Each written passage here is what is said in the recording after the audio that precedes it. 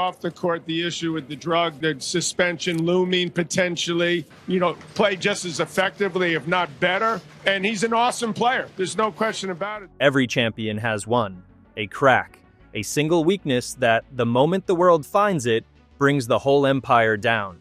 John McEnroe just told everyone he found Jannik Sinner's. One word, said live on air, it hasn't stopped echoing since.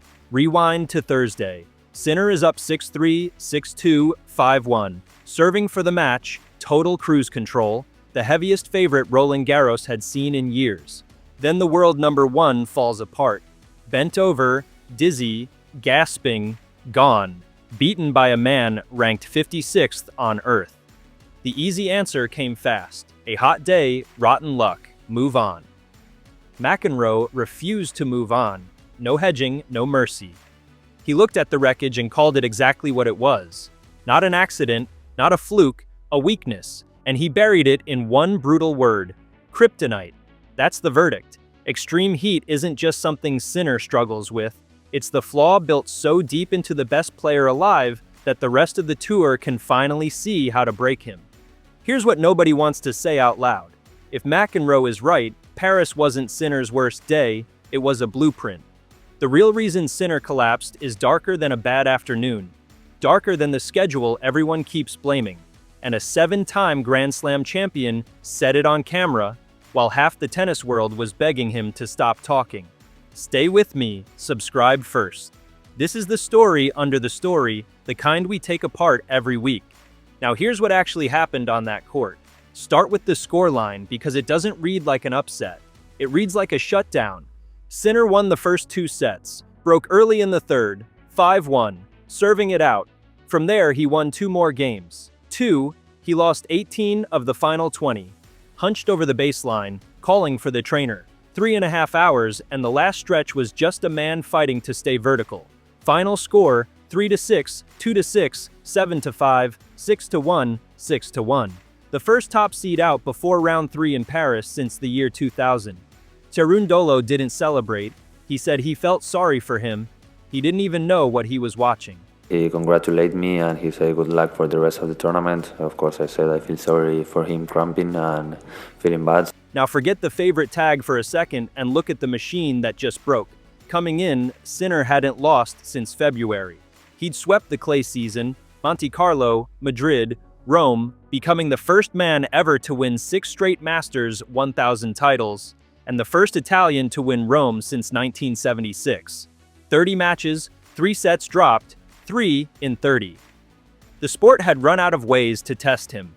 Then a 56th ranked Argentine and a heat dome did in 2 hours what no elite player had managed in 4 months. So what really happened? To answer that, you have to go back, not to Thursday, to January. Australian Open, brutal heat, Sinner cramping, staggering, surviving only because officials shut the roof and cooled the court. Same player, same flaw, different continent. That's the pattern McEnroe locked onto. Not a bad day, a repeat. He said it on air, blunt as ever. This is Sinner's kryptonite, no question about it, and understand who's saying it. McEnroe isn't a hot take merchant, 7-time Grand Slam champion, decades inside the game. No reflexive Sinner cheerleader either, which is exactly why it lands. So when the collapse came, he didn't see a shock, he saw proof.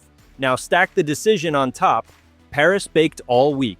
The temperature climbed into the 90s. The schedulers had a humane option, the cool evening session. They handed it to other players and dropped Sinner into the noon opener, the hottest window of the day, on the main court. Days after he'd chosen the night session in round 1 to dodge exactly this. A player with a documented history of breaking in heat, sent into the furnace at the worst possible hour. Other tournaments plan around this. In Melbourne, when the heat turns dangerous, there's a policy, there's a roof, there's a pause. The system steps in to protect the player. In Paris, the system did the opposite. It took the one man most likely to wilt and handed him the cruelest slot on the sheet. Nobody's claiming it was deliberate, but nobody who built that schedule can claim they didn't know the risk. Coincidence? Maybe, but it's the kind that decides Grand Slams. Here's the biology, fast. Push a body past its heat ceiling and it turns on itself. Core temperature spikes, blood drains from the muscles to cool the skin, The heart redlines. Salt and water pour out faster than any bottle replaces. Then come the cramps, the nausea, the spinning head. Exactly what the cameras caught. That's not losing. That's a system failing in real time. So the cause looks settled. Heat, scheduling, a known fault line, case closed, except for one thing. The man who could have screamed about all of it said nothing. Sinner walked in with every excuse preloaded. He admitted many things came together, then he waved it off. He looked into the cameras and put it on himself. Warm, but not crazy warm. Fine to play, just him, just today. Now hold that next to McEnroe's verdict, and the floor tilts. The legend says Kryptonite, a permanent, exploitable flaw. The player says nothing to see here. They can't both be right, and that gap is where it turns dark. Because if McEnroe is correct, this wasn't an accident. It was a demonstration. Every coach on tour just watched the world number one taken apart by nothing but temperature. They have the playbook now. Get Sinner in the heat, stretch the rallies, make him cook. It's public. That's the part that should rattle every Sinner fan. Not that he lost. That he lost in a way anyone can copy. And belief is the part that doesn't show up in a ranking.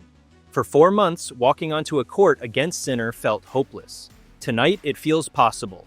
Doubt is contagious. It just infected the entire locker room. Then there's the cruelty of where it happened. Paris has done this to him before. Rewind 1 year. The 2025 final against Alcaraz. Sinner didn't just reach it, he had it. 3 championship points, 3 swings from his first Roland Garros crown. All 3 got away. 5.5 hours later, he walked off the loser of what many called one of the greatest matches ever played. He came back this year to finish the job. Instead, he didn't survive the second round. 12 months apart, the same city broke him 2 completely different ways. Once with the trophy in his hands, once with his body in revolt. And here's the irony, nobody scripted. All tournament, fans had been roasting McEnroe, begging him to stop talking, calling him out of touch. Then he opened his mouth and said, the truest thing anyone has said about this collapse. The most criticized voice in the booth. Dead right. Look at the wreckage he was reading. With Sinner gone and Alcaraz already injured and out, the draw blew wide open. Neither of the world's top 2 men reached the 3rd round, the first time that's happened here in a quarter century. The era that swallowed 9 straight majors, cracked apart in one sweltering afternoon.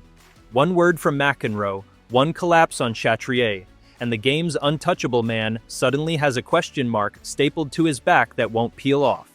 So where does Sinner go from here? Cornered by a single word. McEnroe said it once on live TV, and now it shadows everything he does next. Here's the cold arithmetic. Paris doesn't come around again until 2027, so the one prize he's hunted his whole career just got shoved 12 months down the road. The winning streak, finished. The myth of invincibility, punctured. And now the bigger fear comes into focus. McEnroe has said flatly that he doesn't believe Sinner or Alcaraz will ever reach the Big Three's slam totals. 20, 22, 24. Sinner has 4. To climb toward numbers like that, you need a decade of a body that holds in the biggest moments. McEnroe just watched that body cave on the sport's grandest clay stage against an opponent it should have beaten with ease. So the Kryptonite isn't about one match, it's about a ceiling. He's still number 1, on paper. Next up, Wimbledon.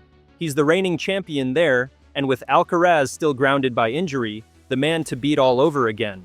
On the surface, grass is his refuge. Quicker court, shorter rallies, none of the Paris furnace. That's exactly the trap. Because the doubt McEnroe planted doesn't live on one surface. It lives in Sinner's body. Every long match, every heat wave, every 5-set war from here on carries the same quiet question. Will the body answer or quit on him again? That's the real damage from one Thursday in Paris. Not a lost title. A doubt that travels with him everywhere now. So I want it from you. Was McEnroe brutally right, or did he turn a hot afternoon into a headline? Drop your verdict below. Kryptonite or just a bad day? And if you want to know whether Wimbledon rescues Sinner or exposes him for good, that one's already loading on this channel. Subscribe, hit the bell.